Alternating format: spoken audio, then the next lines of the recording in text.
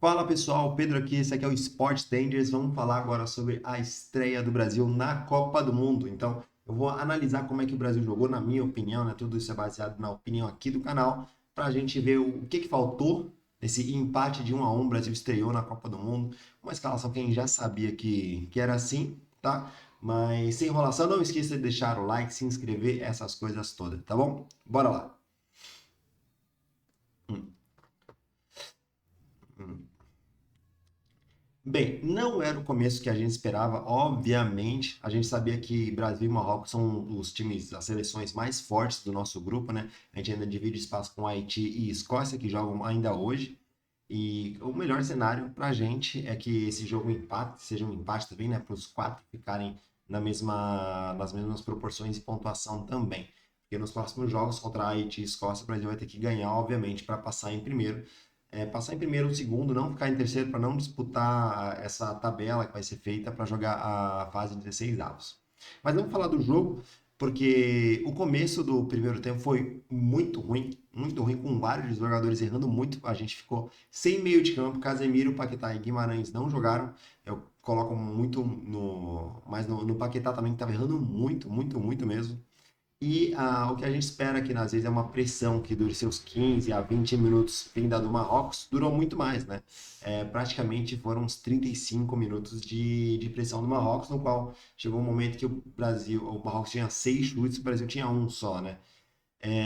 E, infelizmente, o Marrocos conseguiu achar o gol, tipo, num passe bizarro, com uma moscada, pareceu até uma falta de entrosamento entre Marquinhos e Gabriel. Porque. Gabriel Magalhães, né? Porque, tipo, foi um passe no meio dos dois, no qual o Alisson saiu, não tinha o que fazer, ou ele saía, ou, enfim, não tinha o que fazer muito. E foi muito bizarro, né? A gente ficava muito preocupado com o Hakimi, mas ele nem foi tão decisivo e ofensivo quanto se espera dele, porque não teve muita chance pelo lado direito. Mas vindo do Hakimi, né? No restante, o complicado é que no restante do meio-campo, principalmente no primeiro tempo, o Marrocos conseguiu fazer o que quiser. Tipo, fez o que queria no primeiro tempo. Acontece que em contrapartida a gente tem um dos melhores jogadores do mundo, que é o Vini Júnior, né? E conseguiu encontrar um belo gol e que pareceu que foi aquele gol que ele ficou sem paciência com o próprio time, sabe? Dele pegar a bola e fazer um golaço, que não deu chance pro Bono. Uma jogada no canto pelo lado esquerdo, né? Que é o lado do Vini, e que ele conseguiu dominar, cortar, chute. Tipo, a bola chegou a seus 110 km por hora, impossível pro Bono defender. Acontece que, assim, o jogo oscilou muito. Na volta do segundo tempo, o Brasil estava melhor, estava bem melhor que o primeiro tempo, até tivemos algumas substituições, porque saíram Ibañez e Casemiro, os dois amarelados. Ibañez muito afobado, tá? Muito afobado nesse primeiro tempo, estava vindo seco em todas as jogadas. Aí depois, quando entra o Danilo, a lateral direita fica um pouco mais segura, talvez seja uma substituição que o Ancelotti considere para o próximo jogo contra o Haiti.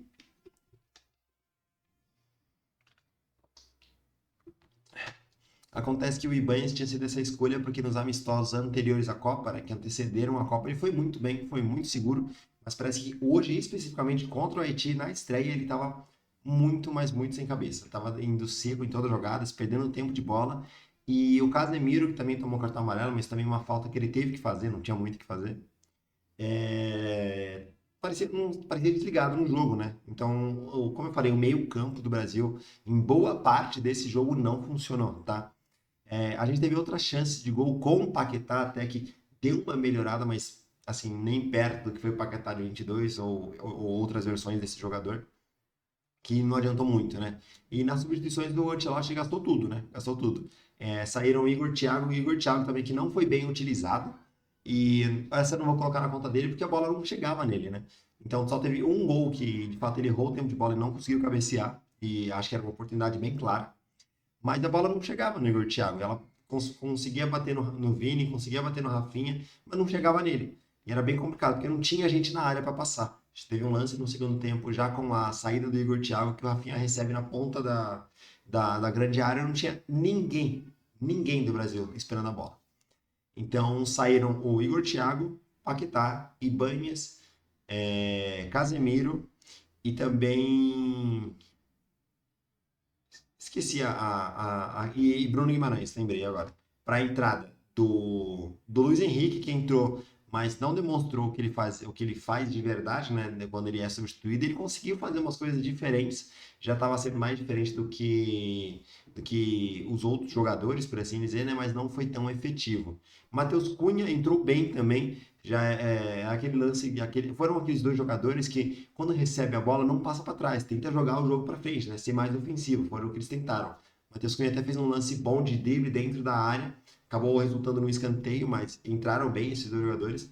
Depois a gente teve entrado Danilo Santos, que não conseguiu fazer a diferença. Bruno Guimarães também não estava bem, não comprometeu, mas também não fez diferença nenhuma.